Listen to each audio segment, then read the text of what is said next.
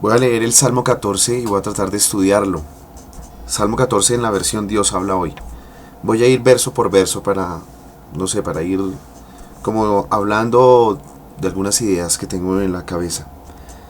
El verso 1 dice: los necios piensan que no hay Dios, todos se han pervertido. Pienso que la mayor necedad que hay en este mundo es creer que Dios no existe o no tenerle en cuenta. Y me parece que el modelo actual, el sistema en el que vivimos, la verdad no tiene en cuenta a Dios muy pocas veces.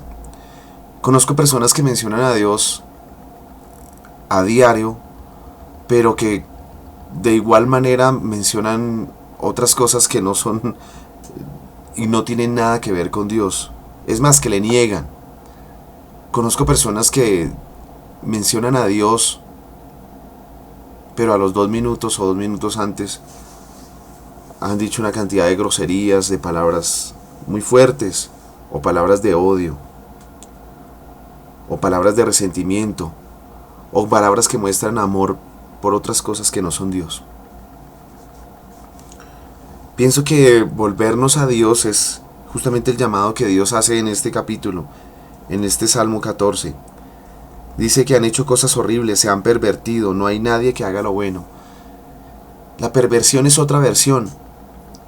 Creo que estamos en un mundo donde las personas prefieren su versión de Dios y su versión de las Escrituras a la versión de Dios y a la versión misma de las Escrituras. Es fácil que las personas, y me incluyo allí, nos desviemos, sintamos atracción por otro tipo de cosas que no sea Dios y su perfecta voluntad. Dice que desde el cielo mira el Señor a los hombres para ver si hay alguien con entendimiento, alguien que busque a Dios. La mejor muestra de que una persona realmente tiene algo de entendimiento es cuando se vuelve a Dios, cuando busca a Dios. Esto de buscar a Dios me llama muchísimo la atención y creo que aquí hay unos cuantos pasajes que enriquecen muchísimo una reflexión en esa dirección, porque el Dios al que nosotros servimos y al que amamos, al Dios de la Biblia, es un Dios que se deja encontrar. En Génesis encontramos no solo el origen de la creación, sino también un primer acercamiento a Dios. Por eso en Génesis, en los primeros capítulos, en el primero, en el segundo, aparecen los primeros nombres con los cuales Dios se da a conocer. Uno de los nombres de Dios, creo que son de los nombres primarios, es Jehová. Significa el que existe en sí mismo, el que es lo que Él es. Y en otra parte, más adelante en Éxodo, cuando se presenta a Moisés, se presenta como soy el que soy. Este nombre también tiene una característica, o tiene, a ver, aquí esta Biblia lo llama, una idea, la idea de llegar a ser conocido. Me gusta muchísimo porque dice que señala este nombre que hay una revelación continua y progresiva que Dios hace de sí mismo a los hombres.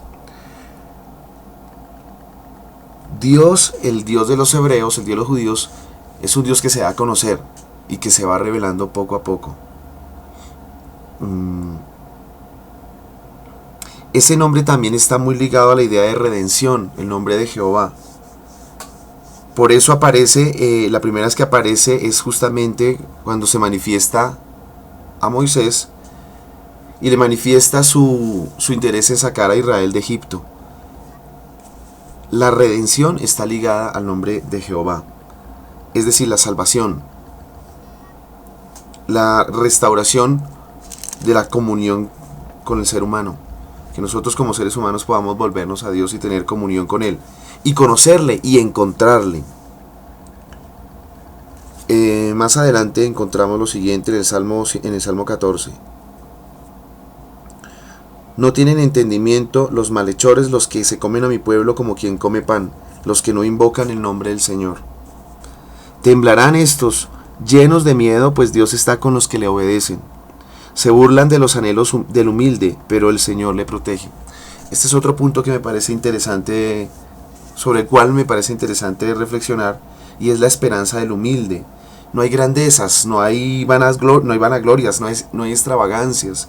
Y me parece que eso va muy ligado al Evangelio.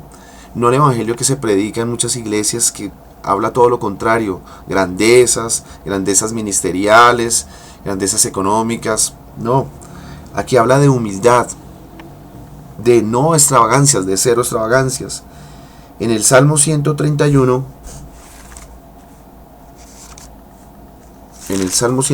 encontramos lo siguiente, miren. Señor, no es orgulloso mi corazón, no son altaneros mis ojos, ni voy tras cosas grandes y extraordinarias que están fuera de mi alcance. Al contrario, estoy callado y tranquilo, como un niño recién amamantado, que está en brazos de su madre, como un niño recién amamantado. Israel espera en el Señor ahora y siempre. Y hay otra porción en la Biblia que me llama también mucho la atención y que creo que tiene mucho que ver con eso, y está en 1 Timoteo capítulo 6, del versículo 2 en adelante, creo que hasta el 10.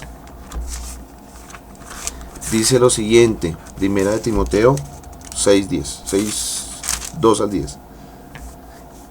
La verdadera riqueza. Enseña y predica esto. Si alguien enseña ideas extrañas y no está de acuerdo con la sana enseñanza de nuestro Señor Jesucristo, ni con lo que enseña nuestra religión, es un orgulloso que no sabe nada.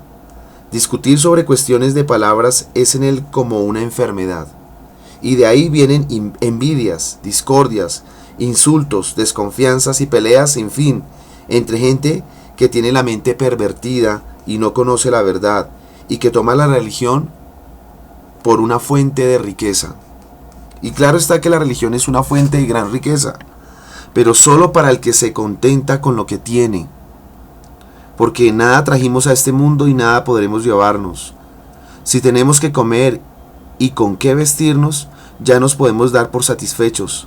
En cambio, los que quieren hacerse ricos no resisten la prueba y caen en la trampa de muchos deseos insensatos y perjudiciales que hunden a los hombres en la ruina y la condenación. Porque el amor al dinero es raíz de toda clase de males, y hay quienes por codicia se han desviado de la fe y han llenado de sufrimiento sus propias vidas. Bueno, y ahora por último un detalle que me parece también muy importante ver son las manifestaciones de pecado. Empezamos en el Salmo 114 refiriéndonos a que todos se han ido por el mal camino, todos al igual se han pervertido, no hay quien haga lo bueno, no hay ni siquiera uno. Y aquí encontramos 7 manifestaciones de pecado en Romanos que me llaman mucho la atención porque creo que nos edifican bastante, y voy a tomarme la libertad de leerles.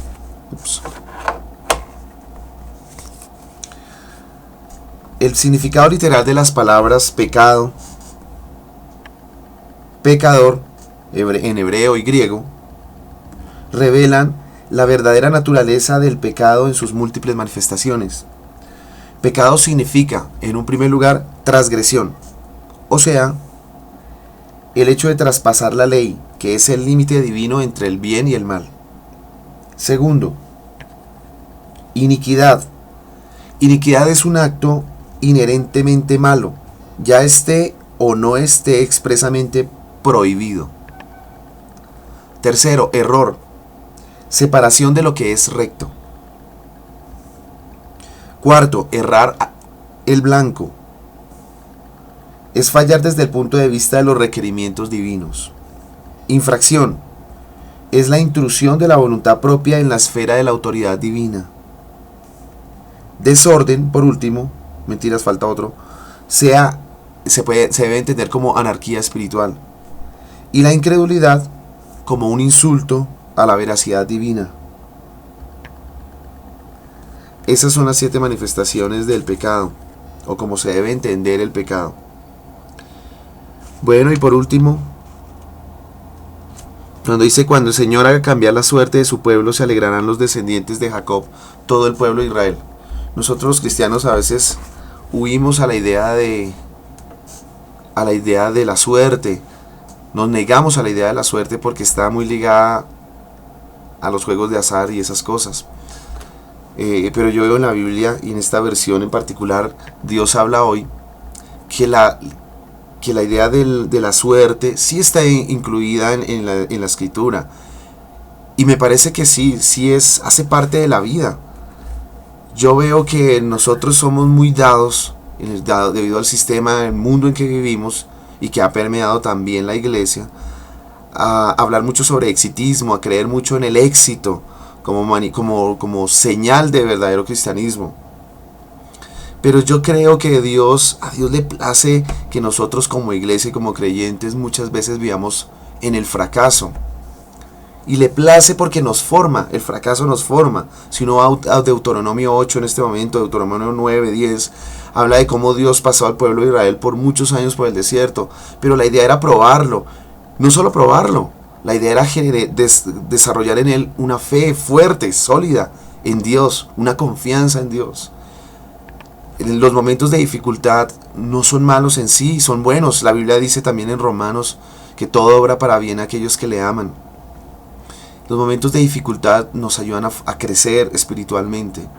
No deben ser tomados como algo negativo, como algo acusatorio incluso. A veces cuando a las personas les va mal económicamente, no consiguen trabajo, en fin, tienen todas las dificultades habidas y por haber, se les señala, y adicionalmente a su sufrimiento sienten también el señalamiento de los más creyentes, de los santos.